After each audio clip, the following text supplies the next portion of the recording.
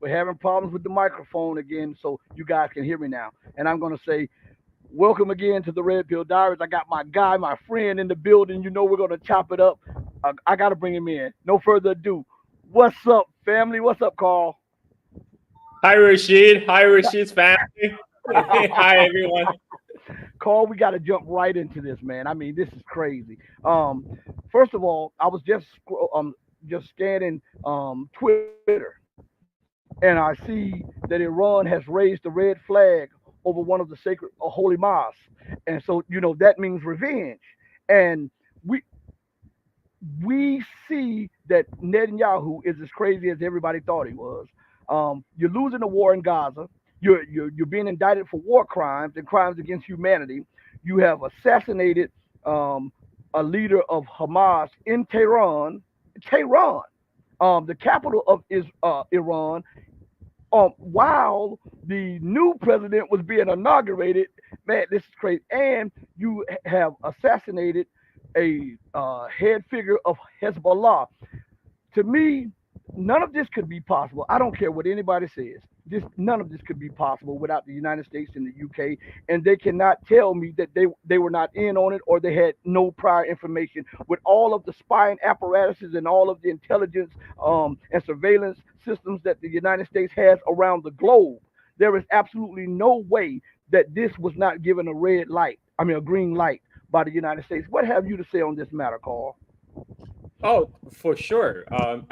Benjamin Netanyahu also timed this perfectly. Mm-hmm. He did it right after his trip to Washington, where he received a 56 standing ovation from the traitors, that those are so-called U.S. congressmen in the U.S. Congress. I mean, he first created the spectacle that he has a full backing of the United States. Whether he has it or not, that doesn't matter anymore. I mean, he successfully created the perception whatever he does now from now on has a full 100% backing of the United States. And also, talk about intelligence, like the Hezbollah commanders, whereabouts. These are usually secrets. Uh, Yes. the political leader of Hamas, he was in Tehran publicly. He was on live television. He was embracing the incoming president of Iran, so everybody knew where he was. But the Hezbollah commander's location, that's a secret. So I mean, it's very likely that U.S. at least had a role in sharing the intelligence of where they're about. And if you look at the reaction of United States immediately after Israeli strike, U.S. deploy U.S. Navy right off the coast of Lebanon because they know what's up. They're basically intimidating Hezbollah not to retaliate. In fact, there are sources saying U.S. has contacted Hezbollah saying, you just take this hit. Let Israel strike you and take this hit and don't retaliate. Of course, Hezbollah is not going to respond to that. They're not going to. Right now, you have EU officials hypocritically saying, urging restraint on both sides. They always do this. Right after Israel does some horrible strike, horrible bombing, they will come out. Everybody refrain from doing anything rash. What they're really saying is Israel is allowed to strike and bomb, and everyone else just take it. And this is not going to happen. This is not going to stand. Now, neither Iran nor Hezbollah wanted to expand this into a wider regional war. This is what Netanyahu wants all the time.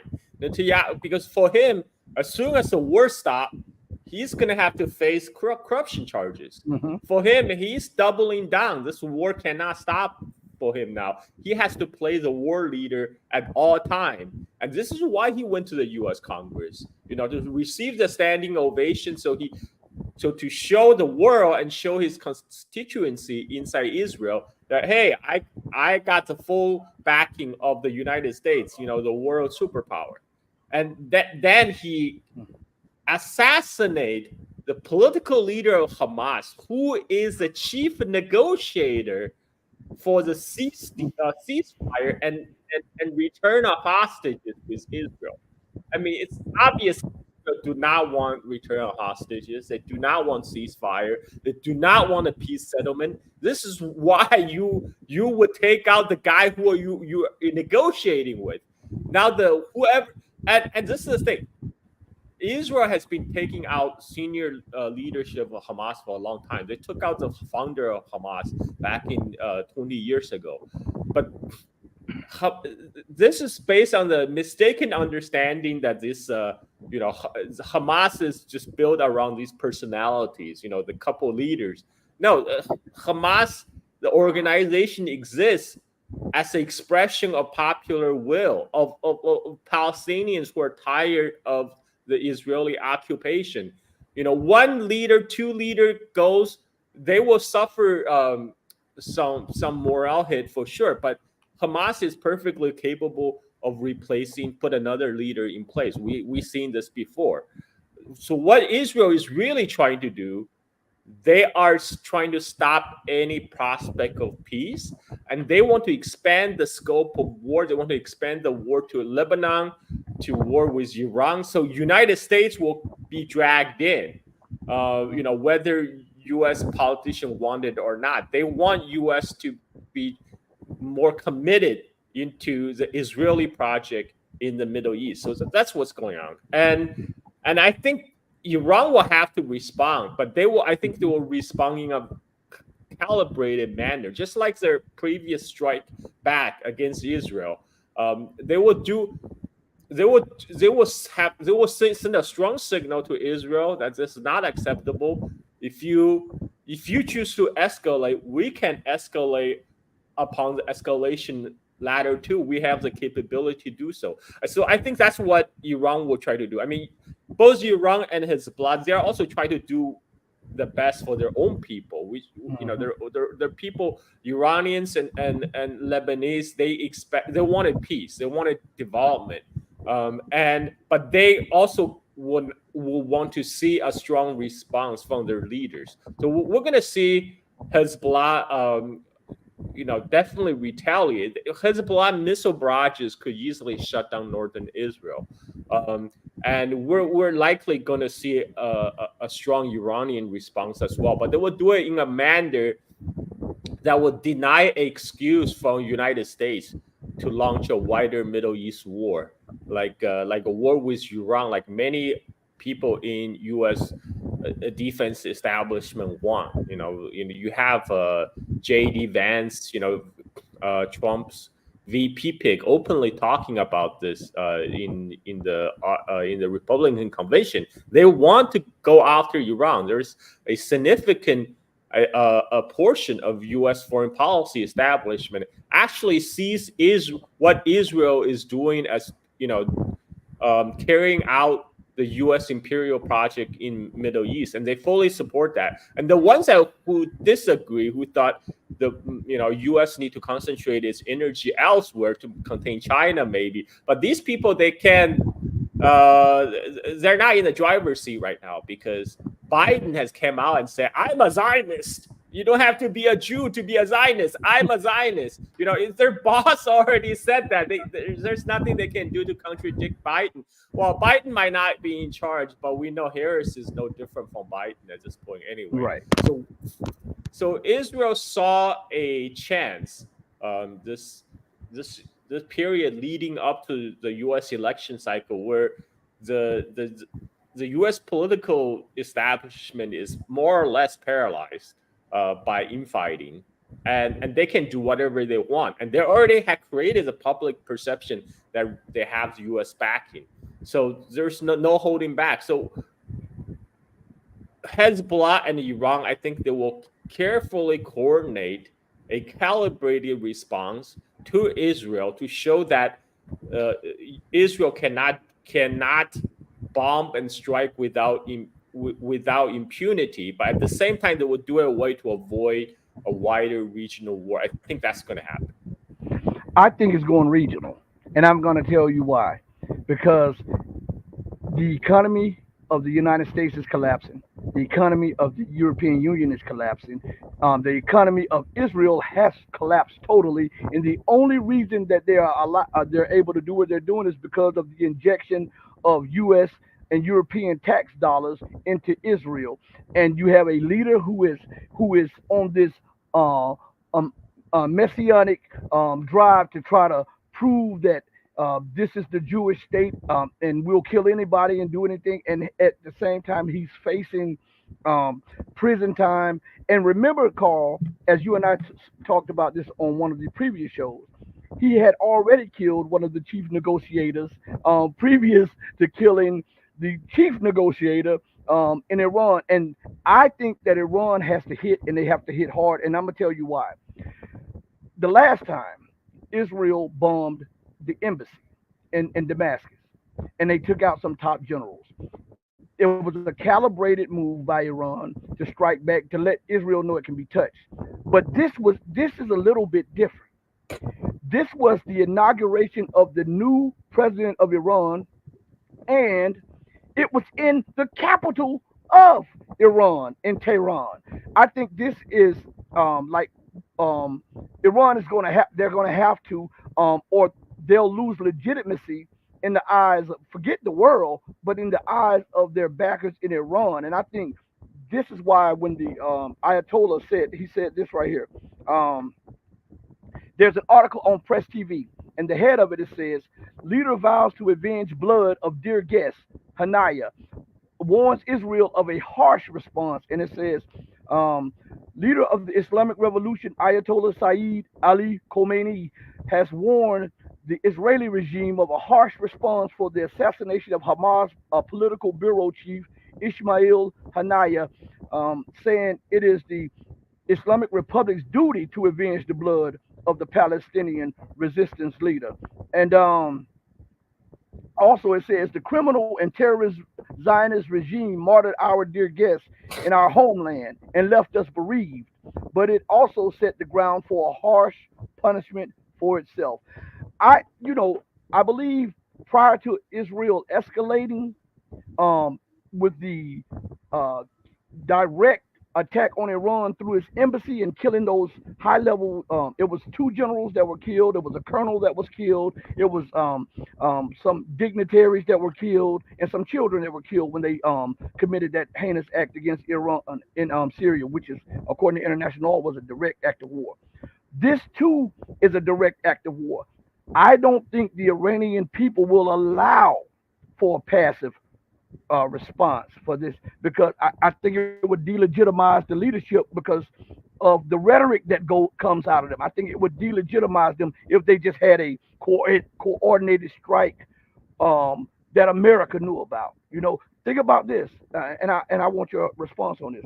Let us not also forget that they also assassinated the second most popular person in Iran, which was Soleimani, General Soleimani. Iran's response was calculated, and it was in line with trying to show the Americans, listen, we have escalation dominance. Don't keep doing this. And now you see the assassination of a Hamas official, assassination of a Hezbollah official, after Benjamin Netanyahu threatened escalation and said that he wanted war. I think Iran has to respond and respond harsh. I think right now it's really we'll have to see what the U.S. response is. I mean, the U.S. Right now is basically threatening, intimidating, trying to intimidate Hezbollah from responding to this attack.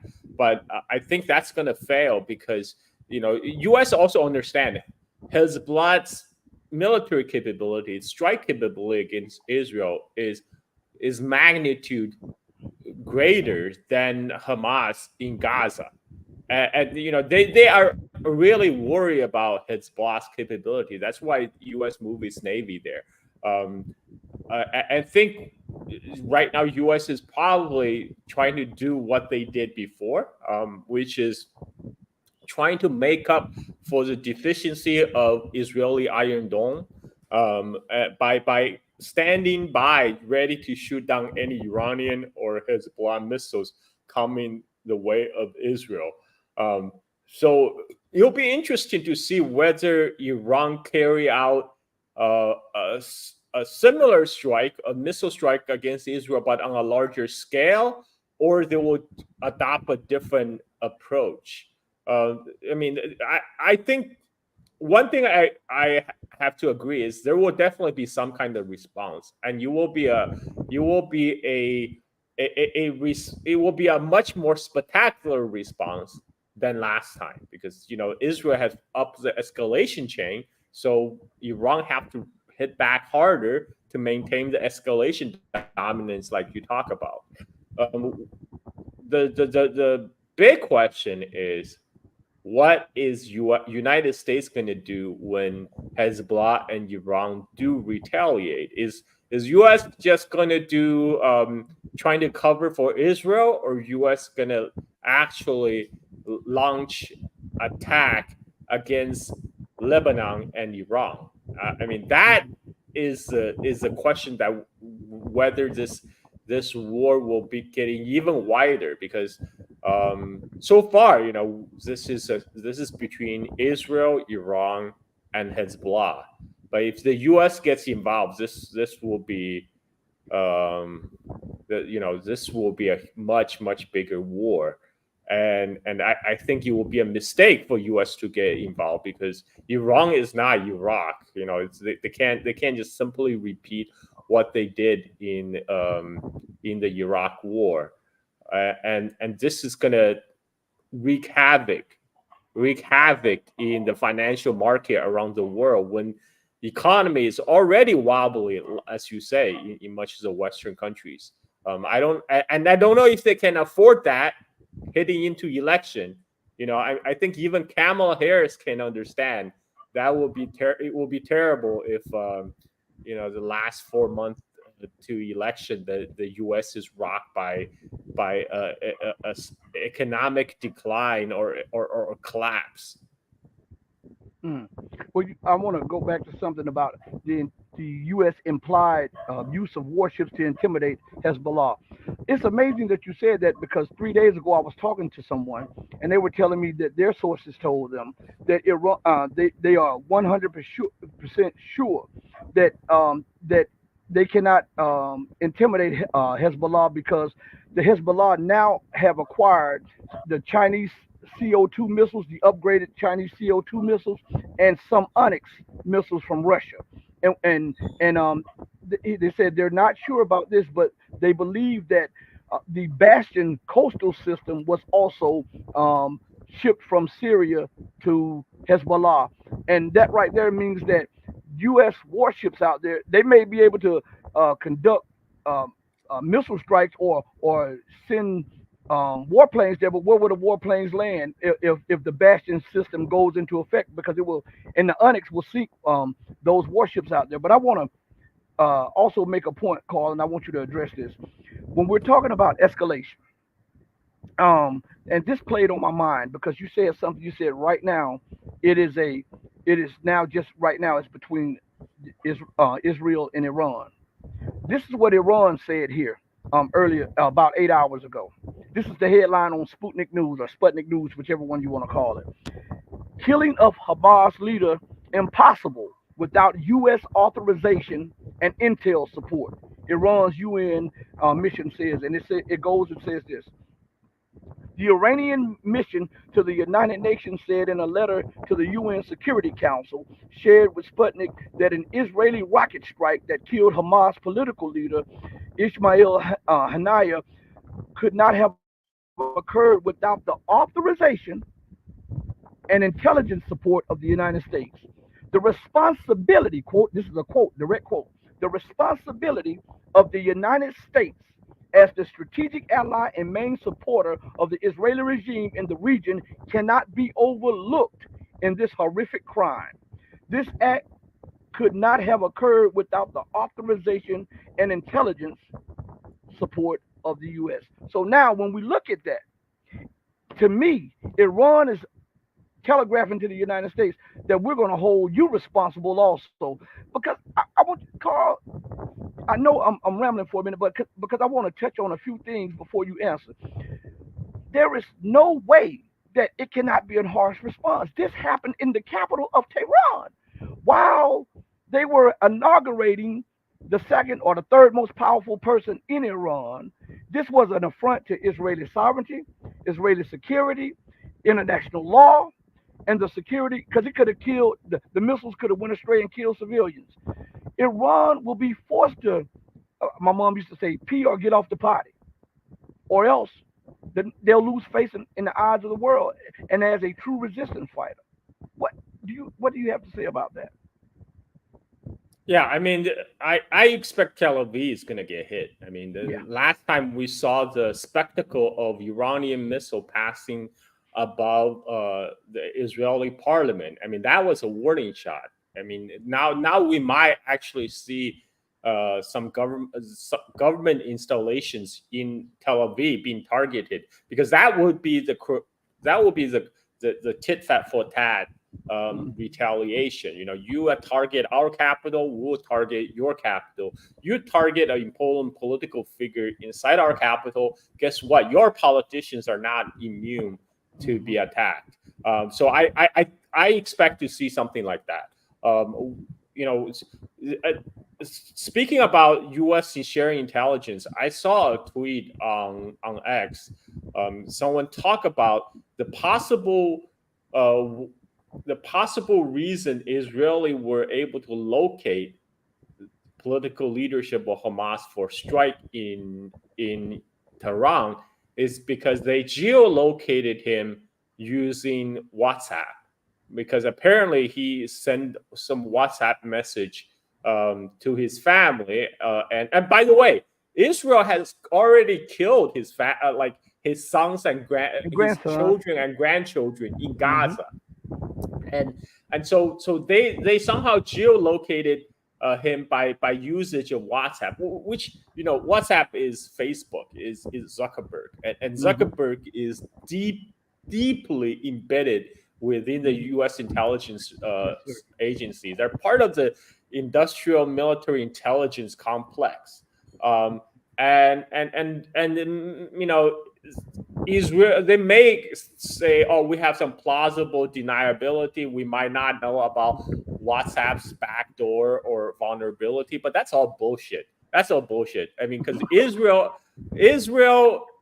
and Israeli intelligence and U.S. intelligence are joined at the hip, and they are, you know, they are very tightly knit in terms of exploiting social media platform like Facebook, and so I this is highly likely a joint effort between U.S. and Israel, because, you know, U.S. just cannot say no to Israel. Whatever Israeli request so far, you know, U.S. have complied 100%, and it's and the fact that U.S. went so far to ask Hezbollah not to retaliate, it shows that, you know, they are ultimately they are supporting Israel in this endeavor. So uh, the next 24 hours, next 48 hours will be crucial. You know, for this the further how this will escalate. I mean, it will Mm-hmm. definitely escalate. Right now we're talking about the direction in which it will escalate. Whether U.S. will be dragged into a direct confrontation with Iran, for example, that's $1 trillion question. You know, I think it that's will. And Carl, let me tell you, because a lot of people, when they look at that, they look at it separately from what just took place a few days ago when Ukrainians ambushed Wagner personnel in Mali. I've been telling people that when this thing happens, when the war finally starts, it's going to be regional. It's going to be in the North and Middle East and North African region, and all of the pieces are put in play now. You have the assassination and the murder of over 80 Wagner group members, along with dozens of Malian military personnel. The Malian armed forces struck back, hitting a camp with foreign mercenaries in it. You know that was on Russia's goal, and now we see not too far from that, this takes place. And it brought to mind that when Israel committed a heinous act like this against Iran before, Iran went to the UN. and they said that this must happen. You must condemn this. You must impose sanctions on them. You must show us that you're going to apply international law to them, or else we will take actions in our own hand. And I was reading in that article that I just read to you that is similar. That's the similar path. And with them raising the red flag of revenge, they are letting the world know that if this is not resolved the right way, then Iran will exercise its rights, its sovereign rights, and its rights as an international player to respond to the highly provocative and actually an act of war by Israel and the United States. Because in U.S. law, if you go kill somebody, Carl, but I do the planning and I give the funding, and I tell you, hey, he's going to be on Ninth Street at 3:30. When the police pick you up and they question you and they find out what's going on, they're going to come get me because they're going to say not only was I an accessory, but I played a major part in the killing of the person. So we have to apply that also with Iran's thinking with the United States, and I believe that is why Iran is letting the world know that hey, this must be dealt with. We will no longer take this. And remember, another thing is to remember when that first bombing took place at the embassy, Iran warned that any other attempt to strike Iran or its interests will be met with a very harsh response. Right? They have to live up to that, or people are going, or Israel will escalate. It's the baby America. If you don't sock America in the face, she escalates. And I believe this is the same way. And I want to play this 41-second clip, and I want your response right after this. This is War Secretary Lloyd Austin. All right. Can you confirm if Israel is behind the strike that killed the senior Hamas leader in Tehran? And did you get any warning that this was going to happen? I don't have anything for you on that. And we certainly have heard the reporting, but I don't have any additional information to provide. Yeah, so what you heard me say yesterday is that if Israel is attacked, we certainly will help defend Israel. You saw us do that in April. You can expect to see us do that again. But we don't want to see any of that happen. We're going to work hard to make sure that we're doing things to help take the temperature down and address issues through diplomatic means. Notice every time America or Israel or a NATO nation commits an act of aggression against another country, after they commit the act of aggression, they try to play the temperature down. Oh, we want diplomacy. Well, why didn't you act in a diplomatic manner before you struck me? You can't punch me in my face and then say, hey, let's talk about this. I got to get my get back with you. Any man worth his salt would not allow a person to assail them without a response. What do you have to say about what he's talking about? This crap that he's. By the way, when he said we will try to work through diplomatic channel to cool temperature down, he means U.S. diplomat is telling Iran and Hezbollah don't retaliate. That's what they mean by. That's what they mean by diplomatic measures. It's like please don't retaliate. And it's not gonna work. It's not gonna work. And because U.S. is not offering anything, first of all, and as you say, Iran and Hezbollah, they have to retaliate for their own reasons, for the reasons of their own domestic constituency. They cannot let this go without retaliation. So the question really is the level of U.S. involvement. We know U.S. for sure will have their naval assets trying to shoot down any incoming missiles, but whether they're gonna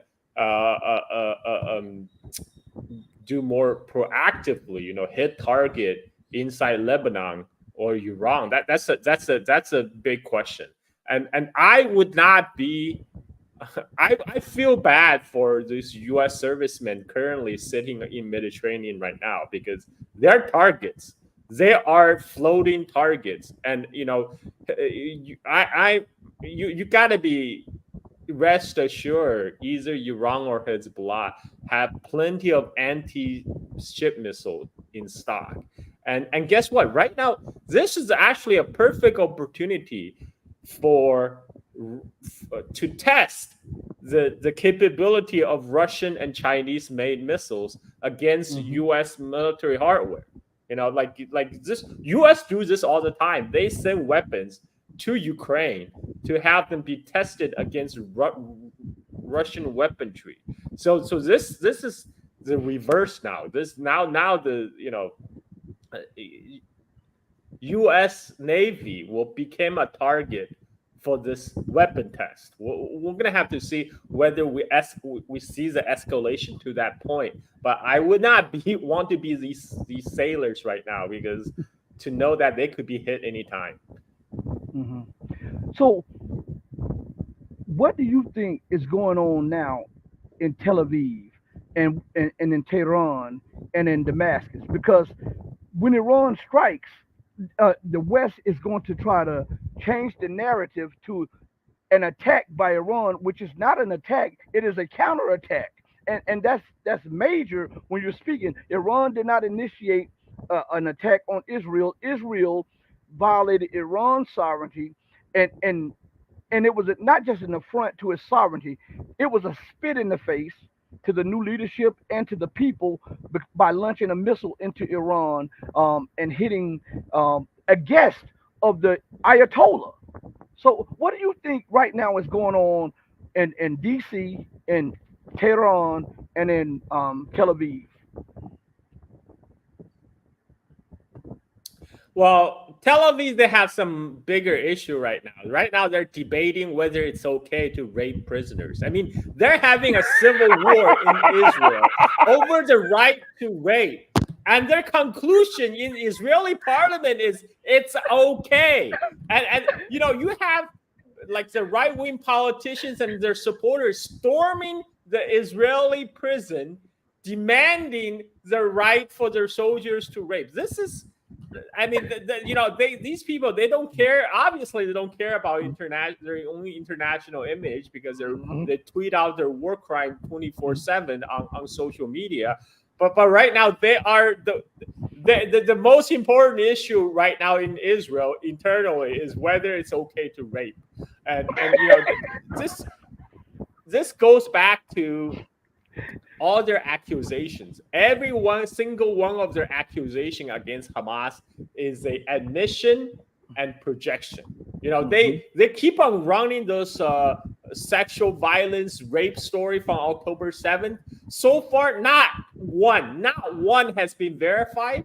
And just when Netanyahu was coming to Israel, so far they couldn't find one single women witness. So they found some bogus guy who claimed that he was raped by Hamas, and then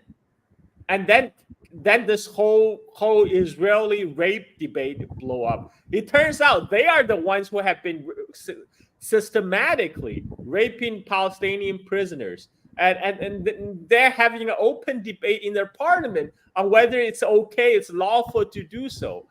So these are I mean, this is also another reason why Netanyahu wants to widen the scope of the war, because he's facing a civil war right now in Israel, over the right to rape. And so he wants to redirect everything externally and distract his own people. Let's not talk about who to or where to rape. Let's carry out a war against Iran and Hezbollah. That's what he's trying to do. But I don't.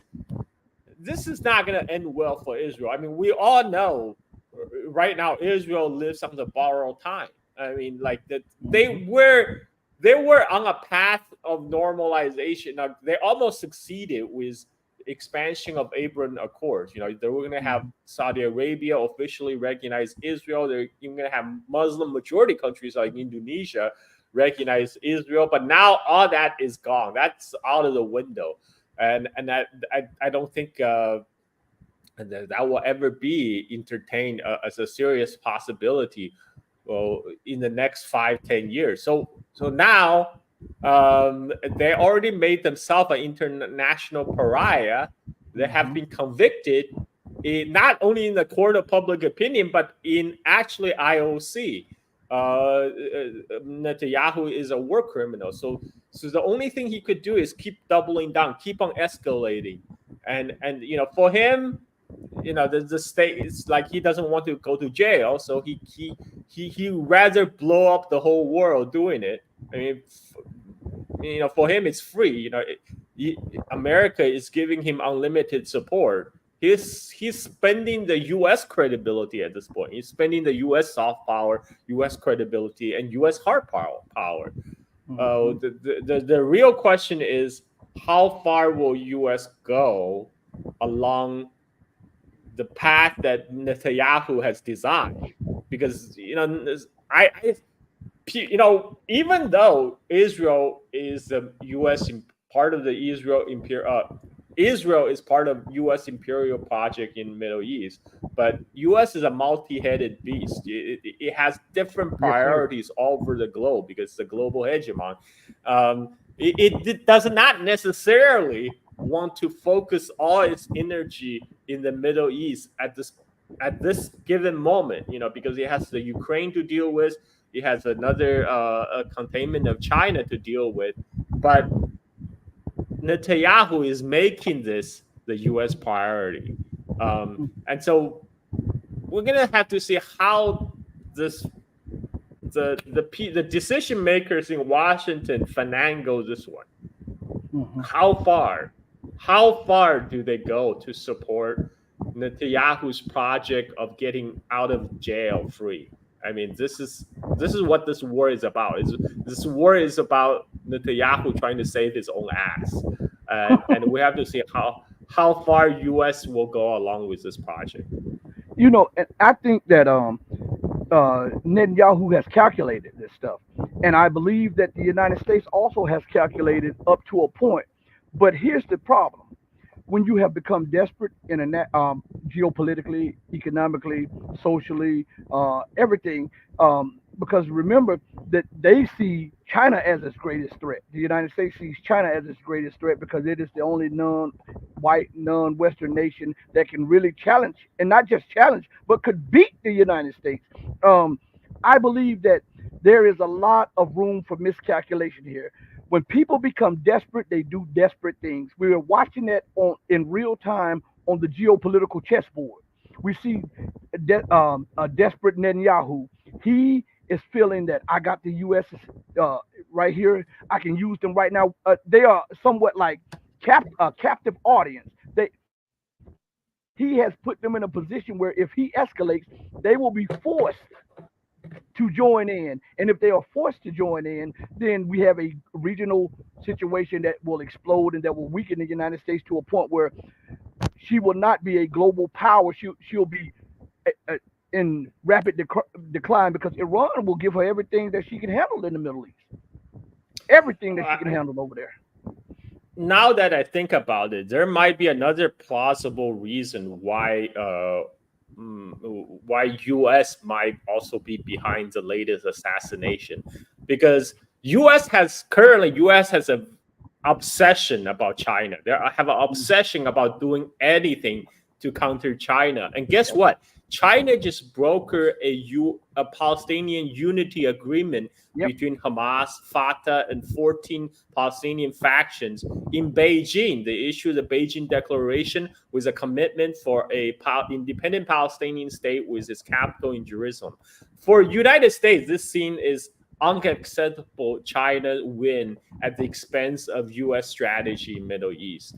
And so in this light, U.S. might thought it makes sense to remove the Palestinian political leadership that participated in the Beijing talks and to sabotage again the commitment to unity of a government in Palestine. That's not something also they find unacceptable, because for a while they're just trying to turn the Palestinian PLO organization in West Bank into more like their own proxy.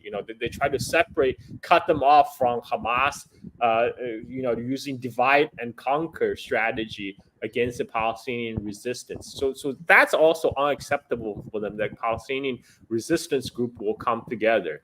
And think that could be why somebody in State Department or National Security Council give green light to this.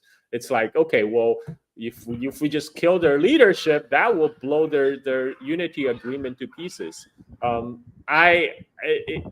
Yeah, you can never write that off as a possibility, because U.S. go crazy whenever they hear about China, Hmm. and when they hear there's a win in China, and they will do anything to counter that. So that's a distinct possibility as well. Because I know that behind closed doors they were trying to put out fillers to try to see if Russia would accept their agreement so that they can bring that war not to a close but to a standstill, so that they could rearm Ukraine and Ukraine could double back and escalate at a later date, so that the United States could then take their resources to Asia and focus on China. So that's why I brought up the Chinese conundrum for the West, because I think that this is a major part. And not only that, remember that all of those nations are now looking towards China and Russia, and all of those nations are brokering currency swap agreements. All of those people are now moving towards the global south, and Israel is feeling the pressure. The United States is feeling the pressure because it has to take more money to pump into Israel to keep it afloat, and it has little to no money. And China has already said that they're not buying more U.S. debt, and so all of this is desperation from the Western leaders, and they're lashing out at China, lashing out at Iran, lashing out at Russia. I believe that there is a major misestimation and miscalculation, and I believe that this will lead to a regional conflagration, and it will be one the type. Well, it will be massive bloodshed. Nobody likes to hear that. Everybody likes the rosy scenario, but I'm just going to tell you, when you go before a judge, the judge looks down, and the judge looks at a track record on you. They keep a record of you. And so that judge, he's listening to what you're saying, but he's looking at everything in your history. And when the judge makes his decision, he makes it, he's supposed to anyhow, make it on what is written about your history. So if you've been convicted of 40 bank robberies and you go before the judge for a bank robbery, he can then estimate that you're going to try to rob a bank again. I'm going to give you this time. Well, I'm looking at America's track record. I'm looking at Israel's track record. And I'm looking at what they have been doing with impunity. And now they have lost that impunity. And when you have ruled so completely for so long and you're no longer the top dog, frustration, aggravation, and desperation sets in, and you lash out because you see some other top dog that is rising, and you're trying to knock them off before they reach their peak to challenge you. I think that is what is going on right now in Ukraine, and I think that is what is going on in the Middle East, North African region. What you have to say about that, Carl? We're still on the denial phase of the 5 step of grief. They're still in denial about the U.S. decline, because they're so desperate to grip onto the top spot. Yeah, this is a very dangerous moment. This is because any misstep, any miscalculation, this thing can blow up sky high. Especially this is all side knows. This is also a U.S. elections election season. There's a very crucial last 3 months, only 3 months left, and U.S. political establishment are mostly right now focused on its own the election rather than worry about expanding the footprint of U.S. empire at this point. So this is why Netanyahu chose this moment to strike. But this is it's very dangerous because right now we don't even know who's in charge in U.S. at the moment. I mean, it's Biden. Where's Biden? But is Biden really? Is Biden just retire right now? I mean, is Kamala fully in charge? We know Kamala is really not in charge. I mean, just like Biden, Kamala is just another rider on the bus. Neither of them are drivers. But the question is, the lame duck Tony Blinken, Jake Sullivan, all these people who have been driving the U.S. Foreign policy, they're on a borrowed time. They might be out of a job in a few months. So what the hell are they gonna do in the last remaining 4 months, for 3 to 4 months? So that's a real big question. Or what will our war secretary, Lord Austin, do? Like, I like that you call him a war secretary. I mean, that's what really what he is. I mean, all that defense secretary stuff is bullshit. He is a war secretary. So it's a question of what is the U.S. deep state wants to do in the last 3 months. Do they want to commit resources? Because it actually takes a lot of commitment to have a war with Iran. I mean, Iran is not Iran is not Grenada. Iran is not even Iraq. So do U.S. really want to have a war with Iran right now? At this point, that's a big question. My guess tend to be no, just because this is election season.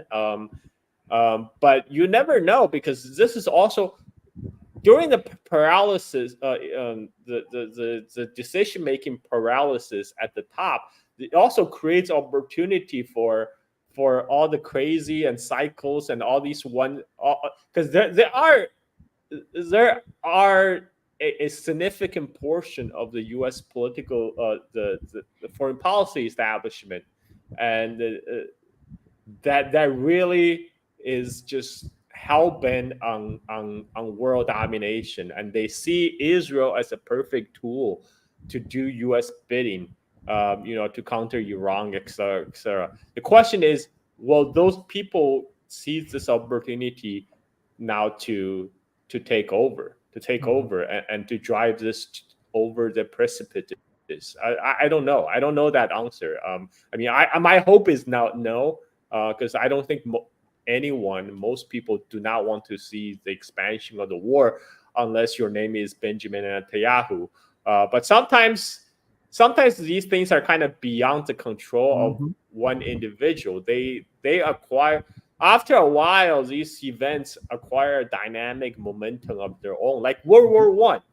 Nobody expected that the assassination of Archduke Ferdinand will lead to a world war. I mean, and even the countries that that declare war, they all thought it's going to be quick. They all thought it's going to be like the war of the past that will be over in a couple months. Either with German troops in Paris or vice versa. Then there will be treaty signed. They did not know it's going to take 4 years and then result in Russian Revolution.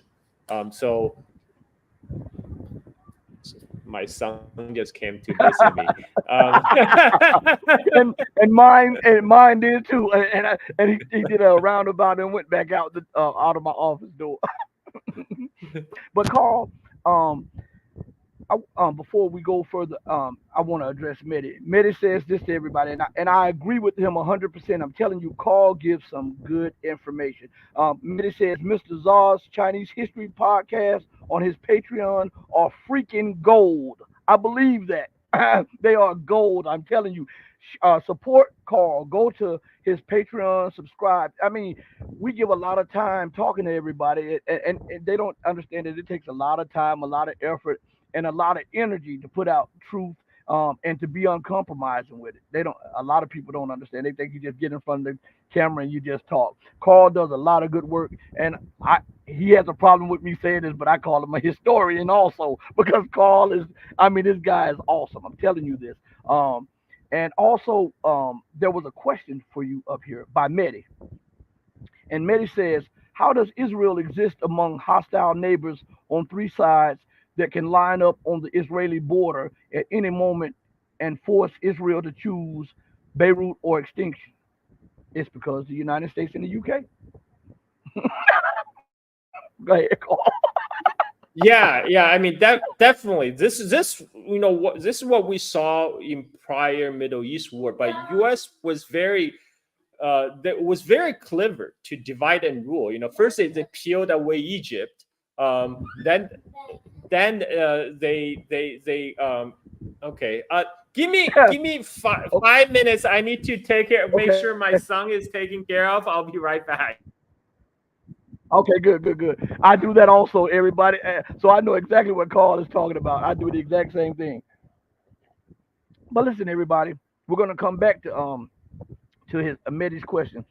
I'm looking at all of this stuff, and I'm telling you, I watch this stuff day and night, and what we're looking at, there is a debt bomb that is on its way to the United States. Okay, you see the massive shutting down of businesses and bankruptcies. You see the growing unemployment, the growing homelessness. You see um, people telling you, pay attention to the debt market, pay attention to the debt market, pay attention to the debt market. There is something that's coming that is going to drive you through to the bread wagon. I think now that they didn't want to do this now, but time is forcing them into doing what they're doing because pretty soon they won't have the financial wherewithal to do what they're doing right now because nations are backing out of the dollar.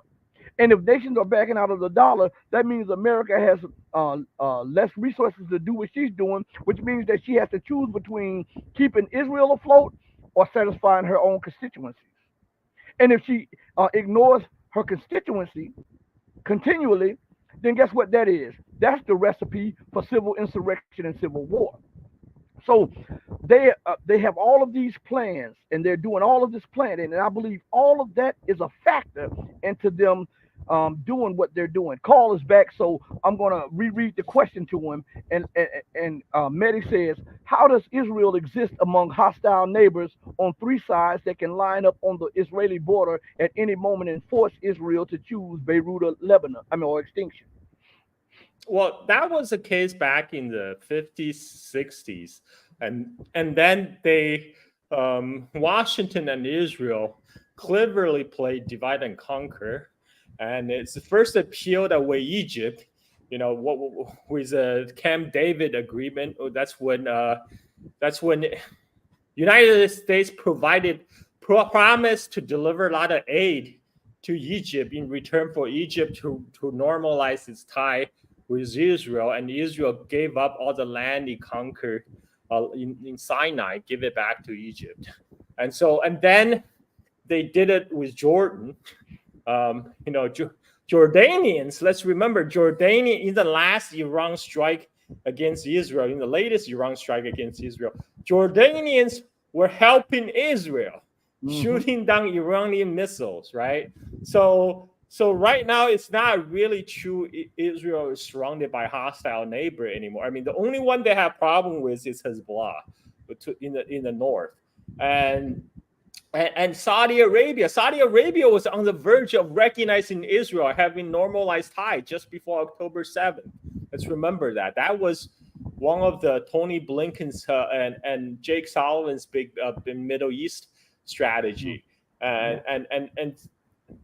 that, of course, after October 7th, of course, that all fall apart. But still, Israel and Syria was crippled through the Syrian civil war, which is sponsored by U.S., NATO, and Israel. They imported all the jihadists from all over the world to pour into Syria to fight Assad. So Syria was crippled. And this has always, Benjamin Netanyahu talked about this. He the one that was goading U.S. to attack Iraq, right? During the Iraq War as well. He said, as long as you take out Iraq, democracy is going to break out in the Middle East. You will promote peace and stability in the region, which couldn't be further from the truth. And so this is what they did. They went after all these countries surrounding Israel, either neutralize them or with bribes or destabilize them. In the case of Iraq and Syria, they were militarily attacked and occupied, and Lebanon is in a state of civil war, and the only force in Lebanon that's that's resisting against Israel is Hezbollah. So for a long time, Israel only have basically Hezbollah to deal with, and Hamas in Gaza. So they were now what, of course, Israeli action now is making very hard for even for the government that previously made peace with Israel. But they still cannot just mount their army and roll into Israel because United States, Israel has the implicit U.S. umbrella, U.S. I mean, anytime that even looks like Hezbollah is going to retaliate against Israel, United States rolls its armada and park it on the Mediterranean. I mean, because Israel is U.S. precious, So this is the reason why this is the reason why Israel can survive the way it did for this long. But I think things are changing now. The world has changed to a significant degree, especially after October 7th, and we're talking like before October 7th, I wouldn't have entertained the idea that Israel might cease to exist at some point. But now that looks like a distinct possibility. Israel is facing strategic defeat. They're not winning against Hamas in Gaza. They may have destroyed Gaza, turned into rubbles, but they're still not winning. They're still not able to pacify the Palestinian resistance. At the same time, they're pissing off Hezbollah and Iran. This is and the other Sunni Arab countries that U.S. is trying to wedge against Iran and have them pivot to Israel. Now they would not dare to come to the aid of Israel because it will look so bad. So I mean, with the exception of maybe Jordan, I mean, like Jordan, they really made their bet with Israel at this point. I did a premium on my Patreon, and I talked about something to the prelude of what just transpired in Iran with the assassination of Haniyeh, right? And I want to bring up a map here, and I want to revisit something that happened and that is now out of everybody's minds, but it was a precursor to what just transpired in Tehran. Okay, just give me a second. Let me pull this map up real quick. Let's see. Everybody, give me a second. I'm pulling the map up. Where is it at? Okay, there we are. All right. Share. All right. Now there should be a map coming up on your screen. Okay, everybody, give me 1 sec. It should be coming up right now. Okay. Now let's see if I can focus in on. All right, the big picture right here. Everybody, look to the biggest map over here, and I want you to pay close attention to this map because my cursor. Hopefully, you'll be able to see my cursor move. Carl, can you see my cursor move?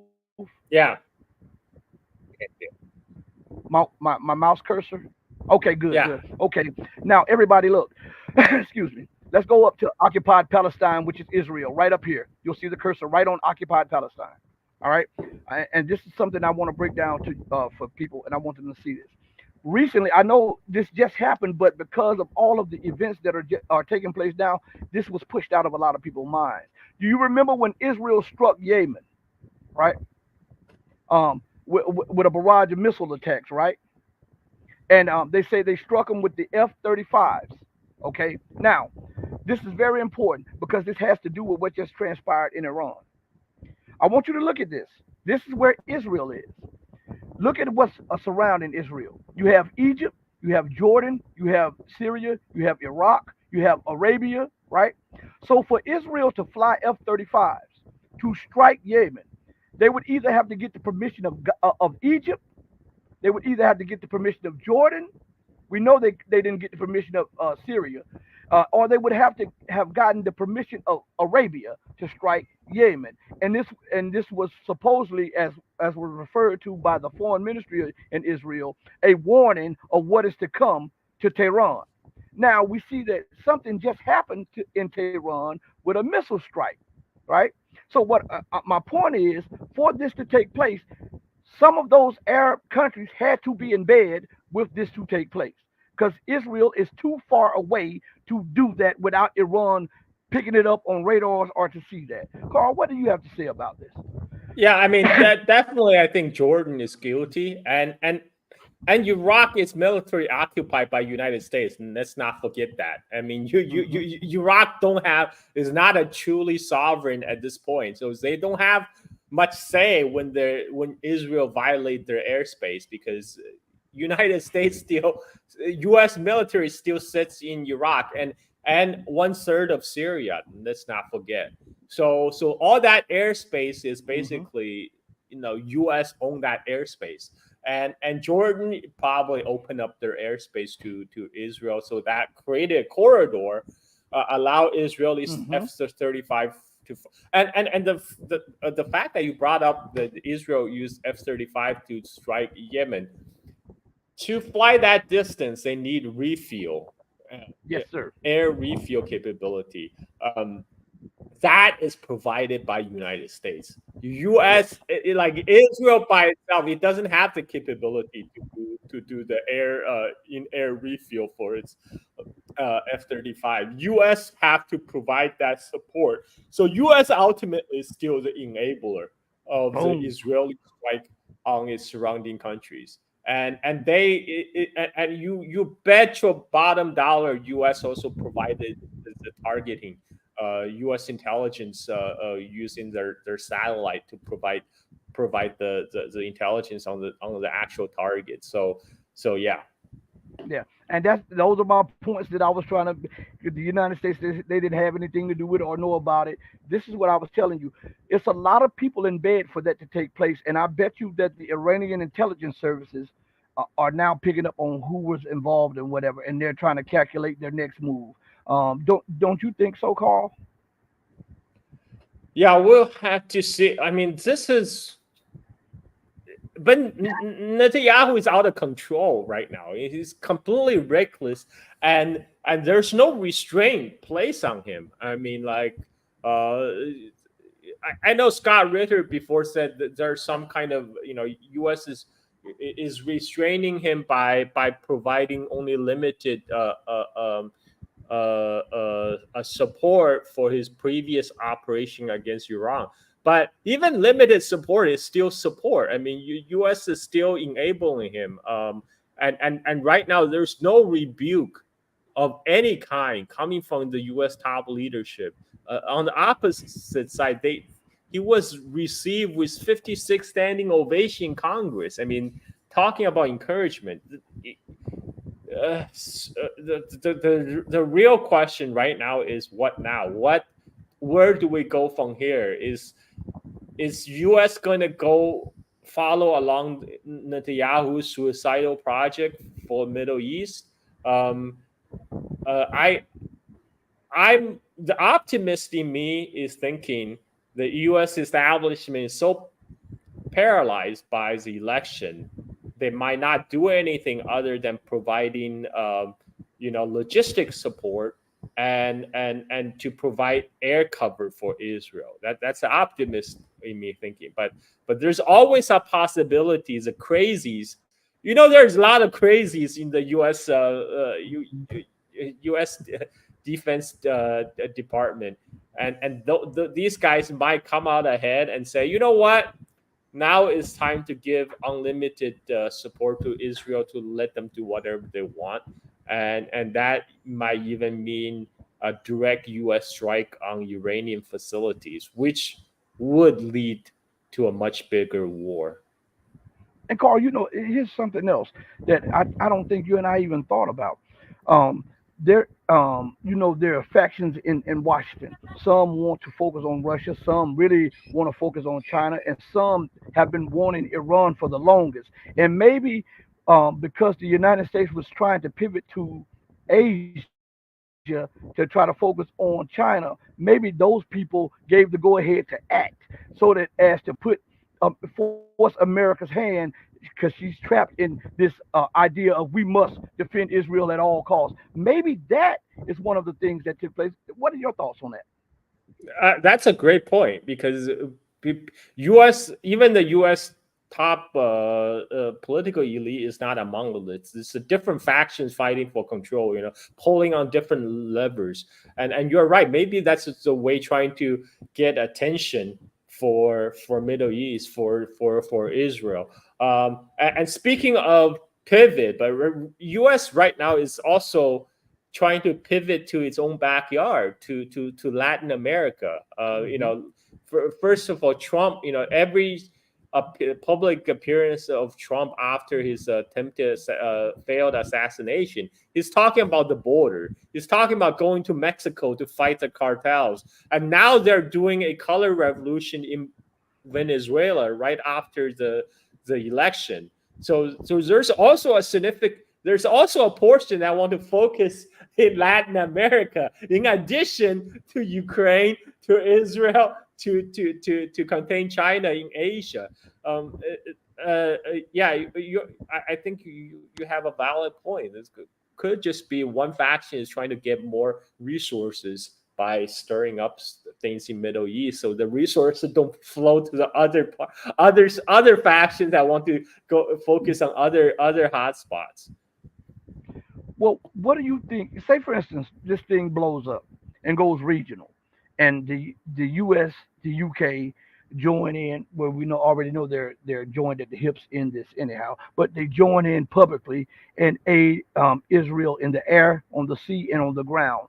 What do you think Russia and China's response will be? Because Iran is now what is it, SEO member, or and is trying to join the BRICS. So what do you think China in it, because that's a national security problem for Russia and China when you have one of their allies and one of their friends under threat by Israel, under threat by the United States, under threat by the UK, and let us not forget that Iran and Afghanistan are the underbelly of both China, India, and Russia.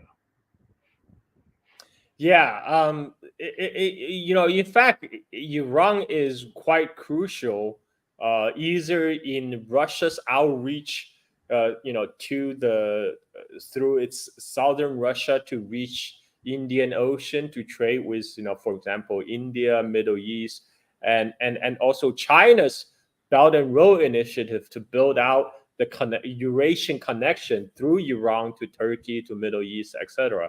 And this is why some people in Washington are gunning for Iran, and let's not also forget that Iran cooperated with Russia very closely militarily, by providing those drones for Russia to turn to really bring it to Ukrainian side with all the NATO armor. So there's basically nothing that stops Russia from providing military hardware to Iran because Russia is already sanctioned.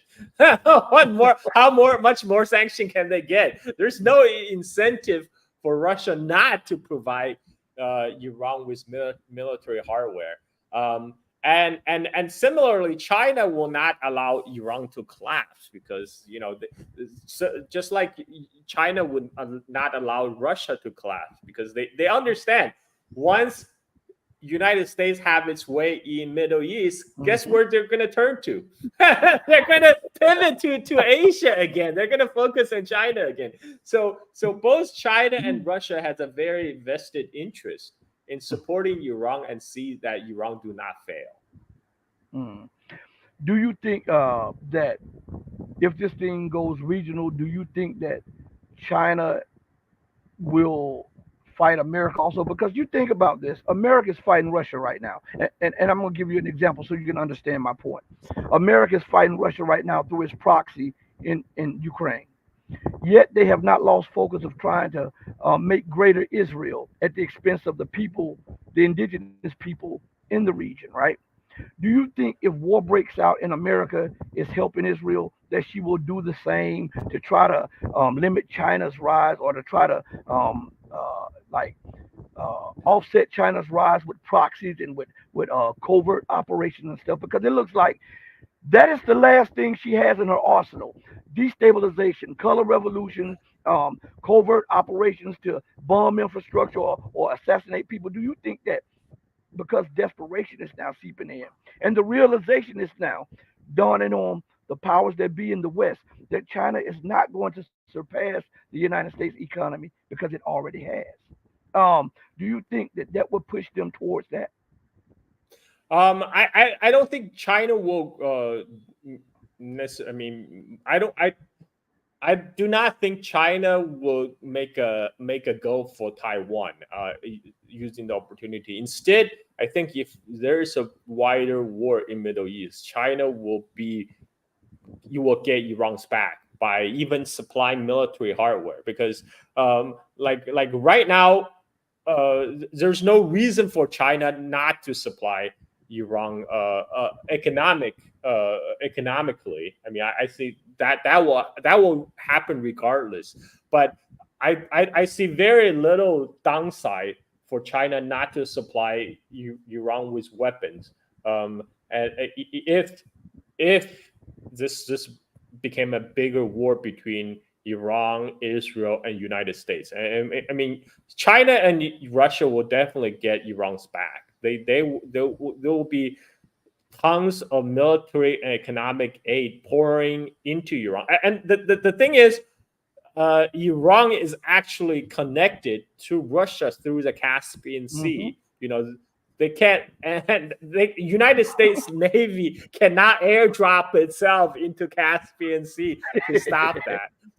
So China and Russia can easily continue to funneling military and economic aid to Iran, and also through Central Asia because there's already infrastructures that connecting China through Central Asia to Iran, and then also through Russia as well. So I see that happen. I see China and Russia will providing unlimited arms and weapons and economic aid to make sure Iran can stand on its feet and fight. I think that's more likely scenario. Do you believe that there is something to this? A Chinese company is in control of one of the biggest ports in Israel. And do you believe that America is kind of up in the ante pushing this as to destabilize that so that it can blow back on China and hurt China? Well, actually, I need to make a correction. So China used to operate Haifa port in Israel, but U.S. made such a big stink about it. Hmm. So it has been bought out. Now the biggest stakeholder in Haifa is Adani family from India. Another one of the Modi's backers. Modi has two big financial backers: the Ambani Oh. family and the Adani family. So Adani now owns, I believe, 80% of Haifa. So because U.S. really wanted to take that out of Chinese hands, and U.S. succeeded. Because for them, Indians better than Chinese trying to take over the operation of that port. But anyway, it doesn't matter. Israel economy is totally in shambles at this point. I mean, those Mhm. ports are not. They're sitting idle right now because is like 60,000 Israeli businesses have closed since October 7th, and people and Delta and I think also United, they just suspended flight operation to Israel as of today. Mm. And so right now, like, is Israel economy is in completely shambles already. China is not going to pour any more money to build that infrastructure unless there's peace settlement, and China can actually help with reconstruction in Gaza when there is peace. Of course, now peace might seem far away, but I think I just don't see how this Israeli occupation can continue indefinitely given the recent development. Hmm. Hmm. Okay, okay. There was a little buffering. I think it's bad weather out there, so we're going to experience a little bit of that right now. And Jen, one of our guests also said that they were experiencing a little buffering too. I've been trying to keep ahead of the comments. They're moving fast, but I'm trying to. Carl, I want to replay this for you.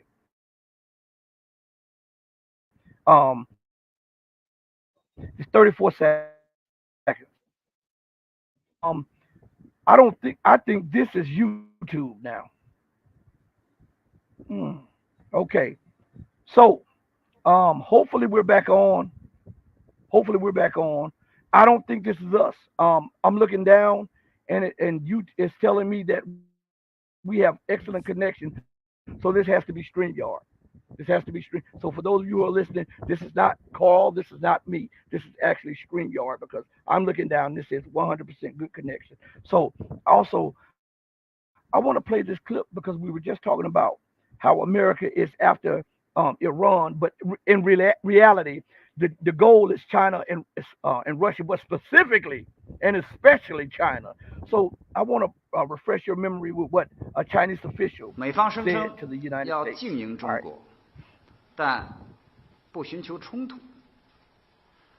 实际上，美方所谓的竞争，就是全方位的遏制、打压，就是你死我活的零和博弈。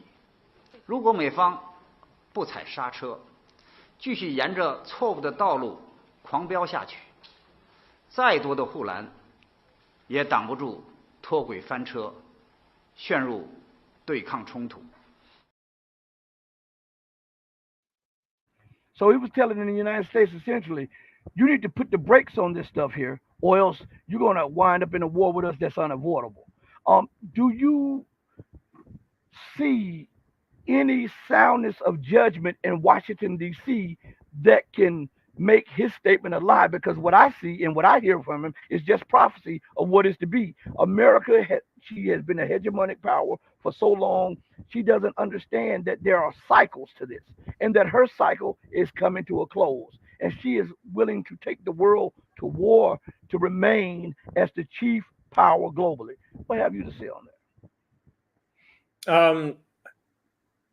The thing is the amazing ability of the U.S. elite to blow up the China threat, but at the same time underestimate China's capability. You know, it's like in the media, China is always collapsing at any time, but also China is a biggest threat to America. The problem is they actually believe all that propaganda drivel. Like we already talked about China's naval capability, China's manufacturing prowess, and the best they could come up with is, oh, we're gonna cut off the Strait of Malacca and block the China's energy supply, and the Chinese people, 1.4 billion of them, just gonna starve. First of all, there's no possible way U.S. can blockade the Straits of Malacca. Can you imagine all the U.S. Navy just park at Strait Malacca and go boarding every single ship to verify whether they're going from China?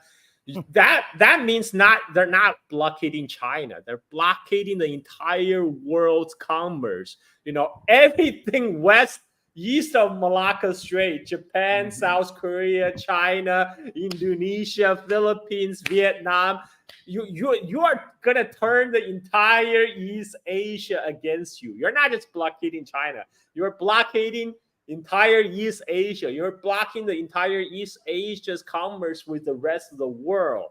That is crazy. You are, even if you could do that, I don't think U.S. Navy has the capability to do it. They don't have the manpower. They don't have, even if they do, you are declaring the war. You are declaring war on the entire world, and you are declaring war on yourself, because much of U.S. economy runs a lot of the trade from China, and you're blockading trade with China. You're blockading yourself. So that's totally ridiculous talk. And we know that, you know, you right now with upgrading of Chinese missile capabilities. Chinese anti-ship ballistic missile, they can reach out as far as Guam in the east and as far as Persian Gulf in the west. So all the U.S. service fleet in the region anywhere close to China will be subjected to China's anti-ship ballistic missile, which U.S. has publicly said they have no defense for, and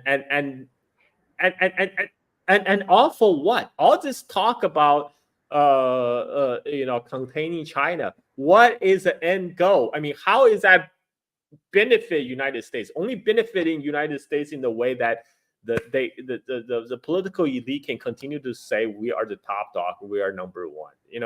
I mean, there's no material benefit to anybody other than the ones who are directly employed by the military industrial intelligence complex, and that's why they keep on doing it, because they're the ones who are benefiting this. It's all a big grift, and the goal of the grift is to keep up the tension, to justify the increased defense spending, to direct all the money to the coffers of the defense industry. But if an actual war actually break out, that whole grift will just collapse, because first of all, you are throwing the whole world economy into a free fall, and then you will realize United States don't have the actual industrial capacity to fight China. Once your ships are sunk, it'll take years for you to replace them. Whereas China, they just keep on chucking them out in like automated factories. So I mean, it's crazy talk. It's crazy talk. So I don't think a lot of this is why right now they're focused on economic warfare against China. You have the former CEO Eric Schmidt praising the Dutch government for stopping the export of the ASML EUV machines that used to make semiconductor chip, for restricting the export to China. They say, okay, thanks to you guys, you have the choke point for the Chinese industry, because their goal is just to stop the China from progress, because they fear any progress made in China will mean the end of U.S. hegemony. So they're trying to stop the Chinese progress and roll it back. They know through military means is impossible, so they're trying to do it through economic means. But right now, so far, it's not working. No matter amount of tariffs, economic sanctions, China just plow ahead.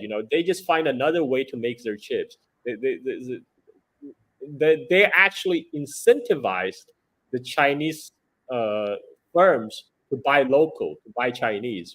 No amount of patriotic campaign slogan from Chinese government could achieve the result of the U.S. government sanctions, because now the Chinese companies have no choice but to source domestically. Before they would prefer to buy American, to buy Dutch, to buy Japanese, only thing they care about is to deliver to their customers the best quality at the best price. But that's why they would rather not go with Chinese domestic supplier if the Chinese domestic supplier is not at the same standard as their Western competitor yet. But now they can't access their Western supplier, so they have to go to their Chinese domestic supplier, even if they're one generation behind. Guess what? When all that money now before spent on importing chips, importing foreign technology, now it's getting redirected internally. Now those domestic Chinese firms have the money to plow into research and development and to better their product and to bring it up to the same standard and maybe even surpass the Western product. So the best thing that U.S.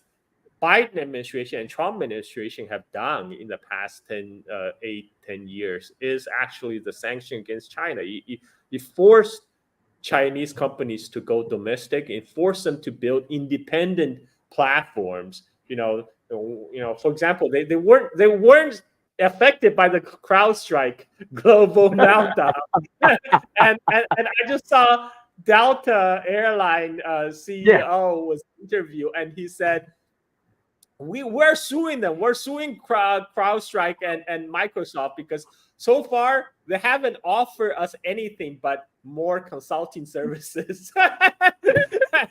It's like they said we suffer $500 million damage from this CrowdStrike meltdown, but these guys are offering us nothing but more consulting services for suing. But China was completely unaffected because Mm-hmm. guess what? China is not using their software, and this is Mm-hmm. why it also makes people realize how important it is to be independent, to have sovereignty in tech, and this is especially if that information was true that Hanaya, the political leader of Hamas, was assassinated in Tehran because he was geolocated by a WhatsApp message.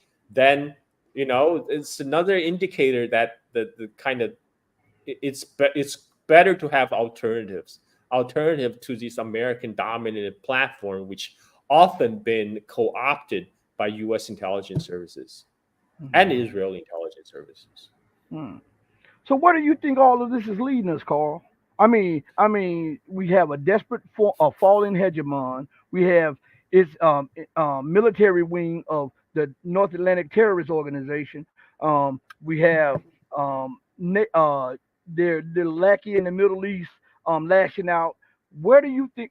Because there's so much miscalculation because of desperation. Where do you think this is leading? And we all have hopes that it doesn't do X, Y, and Z, but let us deal with that moment of what's going on. What do you think this will lead? I mean, we're living a very increasingly more dangerous world. I mean, especially with lunatics like Benjamin Netanyahu is running around unchecked. I mean, I'm hoping Iran, serve him a lesson that he won't forget. Mhm. Somebody needs to check him. Right now, he's running around with impunity, and somebody need to put him in his place. They keep on talk. These people, especially think tankers in the West, they keep on saying, "Oh, these Arabs, these Iranians, these other people in the global South countries, the only language they understand is force." This is projection. You need to apply the same logic to them.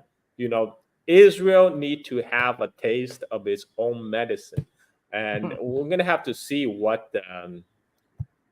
Iran and Hezbollah serve up with. Mhm.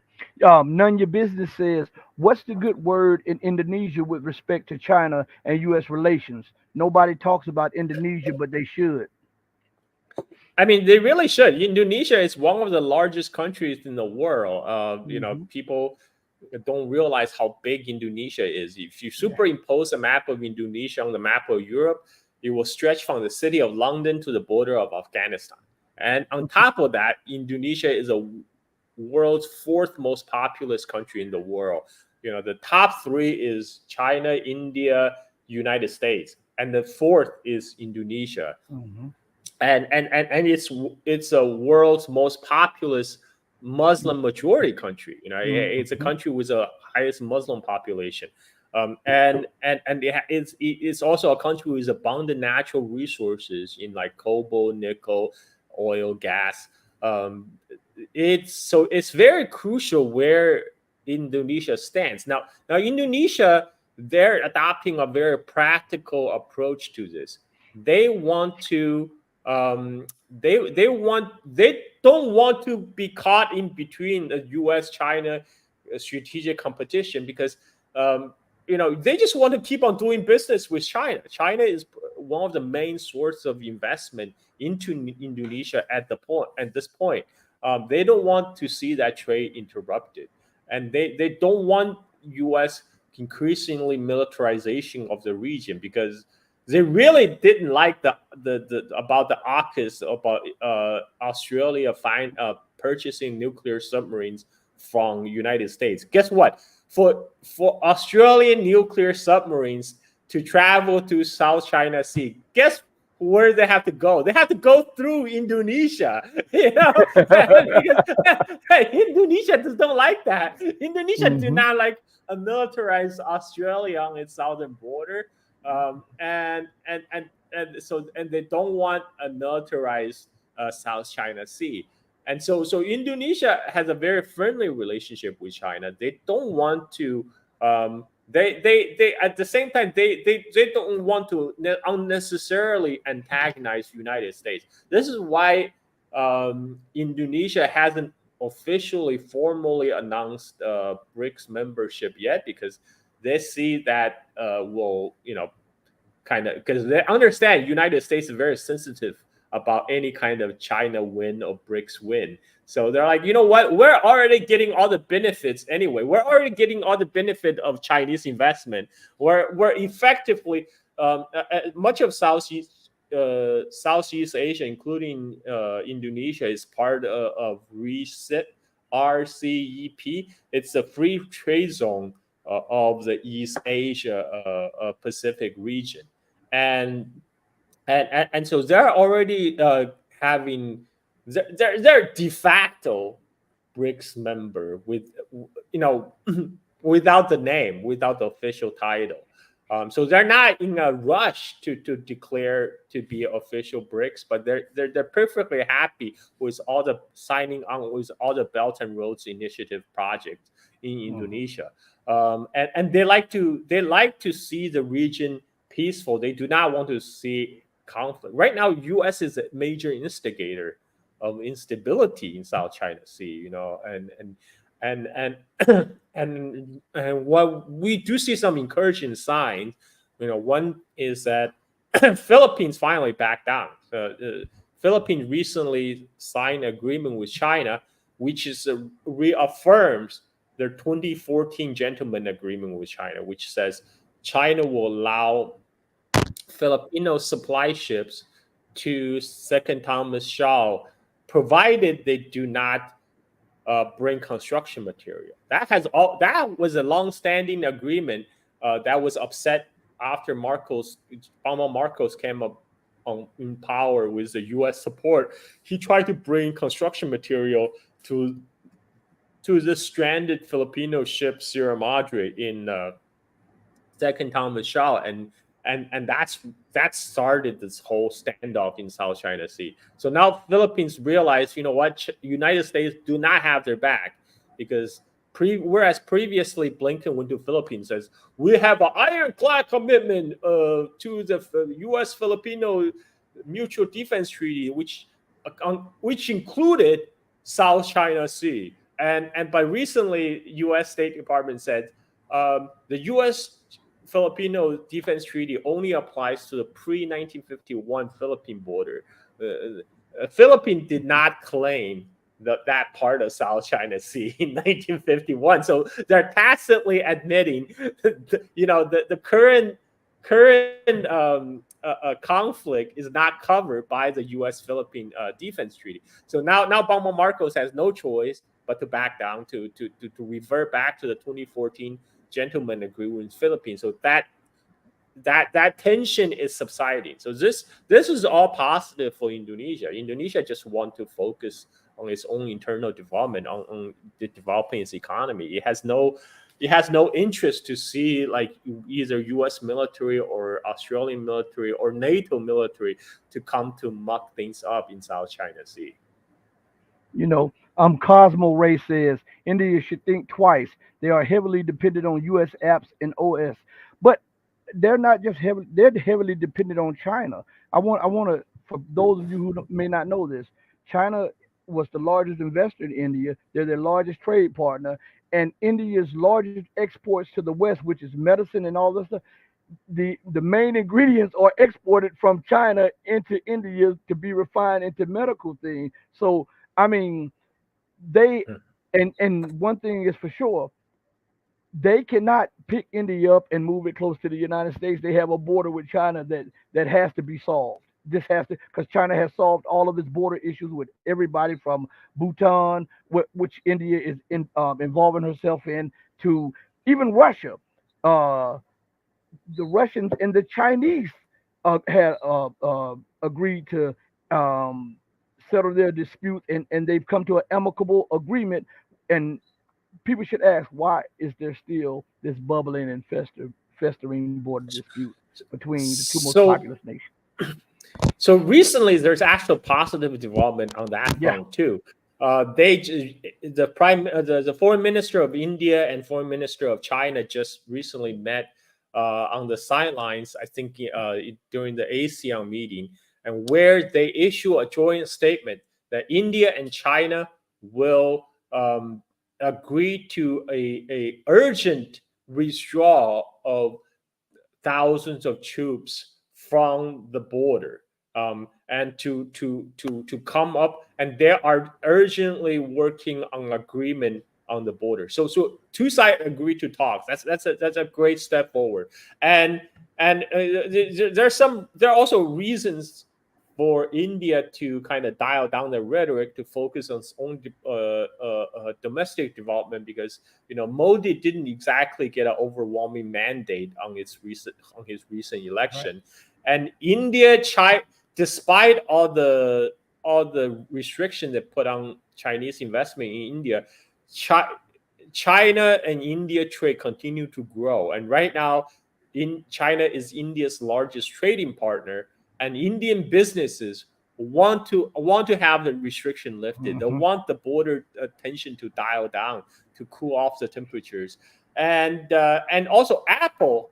They're moving the factories back from India to China. They are moving. They're moving the iPhone 16 production back to China.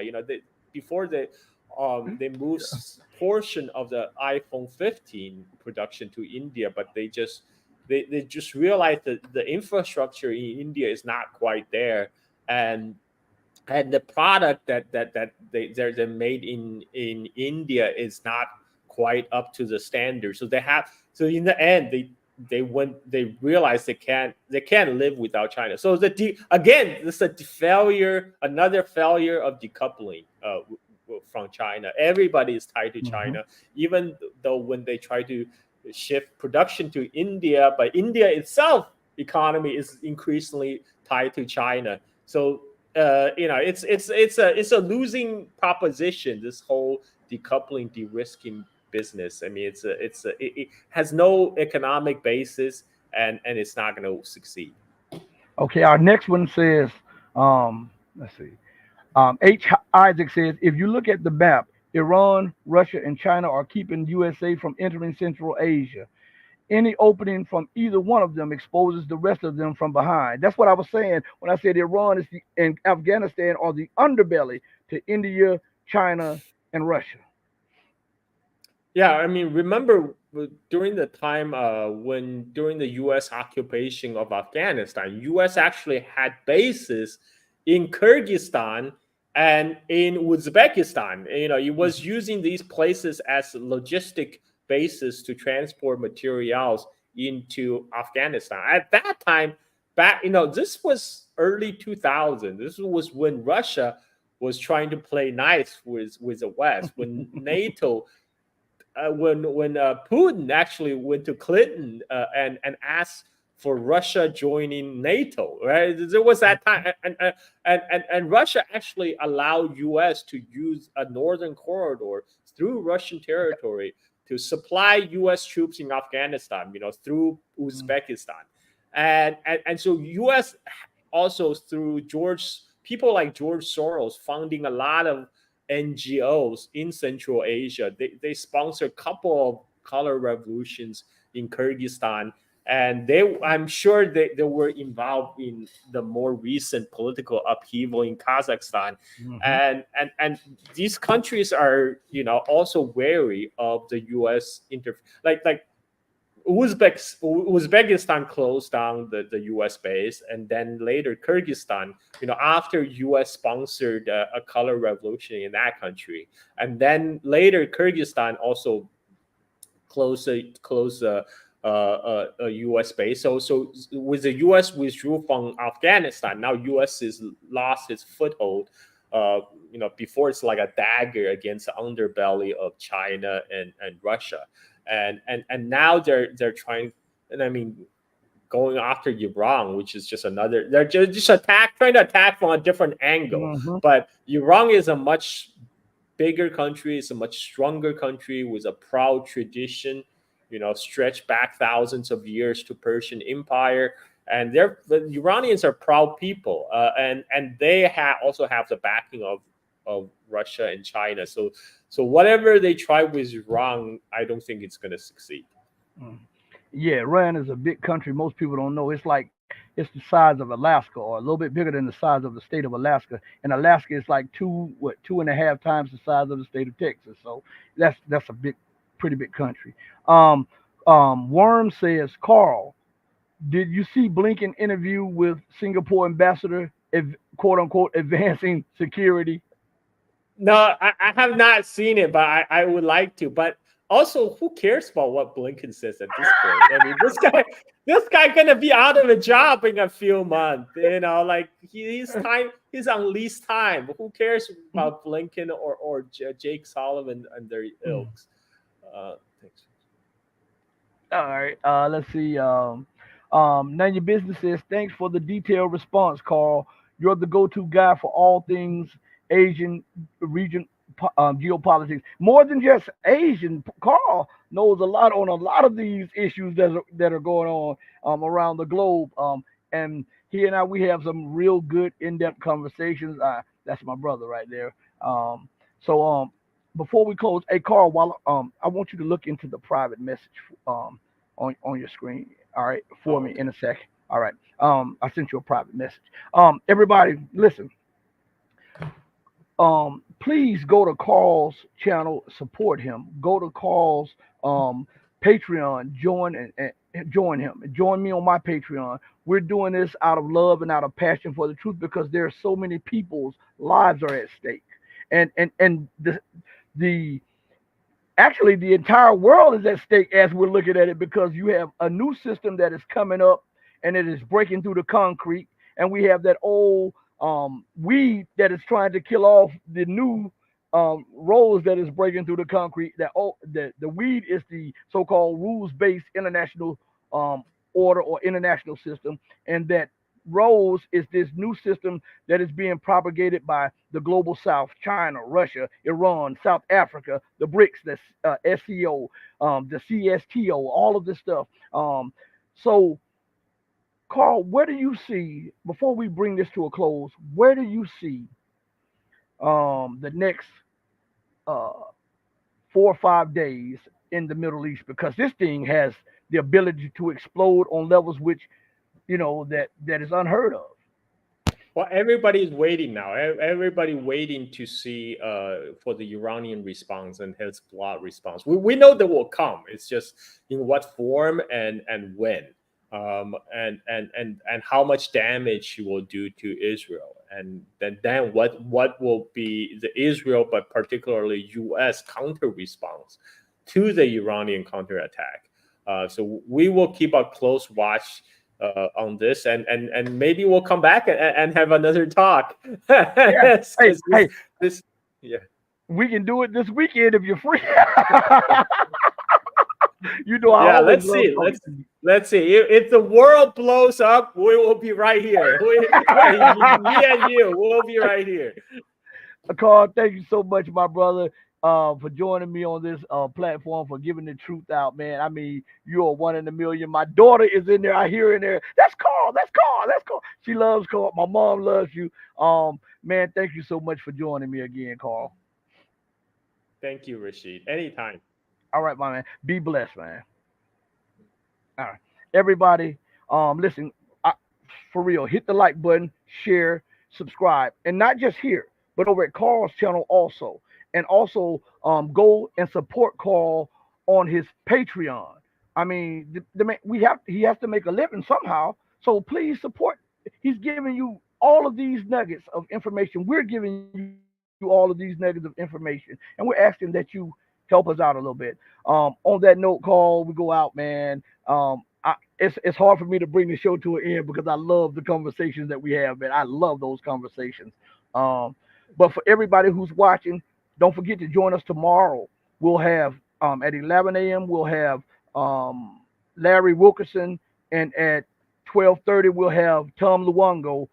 It's a double header tomorrow, so you guys better not miss it. And on Friday, we'll have Matthew Eric, and we who knows, Carl. If something goes down, you and I may do another one or something like that Friday or Saturday if the things explode with the Iranian Israeli thing like that. And I also want to let everybody know. Hold on, let me check the messages. All right.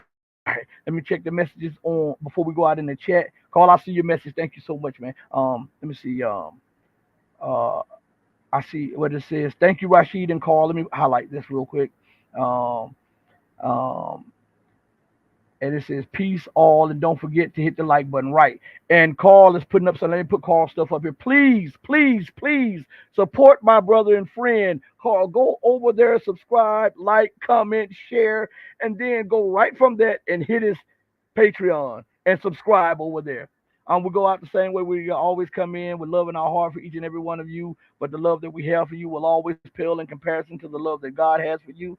Until we next speak again, stay strong, stay true, but above all things, stay righteous. And to my buddy, Real Truth Talk, it's on and popping. He said it's on and popping. He got you, brother. So you guys will be looking out for a show with Carl and Real Truth Talk coming up soon. Thank you, everybody, but especially thank you, Carl. We're out of here. Mama, your baby boy loves you more than life. Deuces, we're out of here. Peace.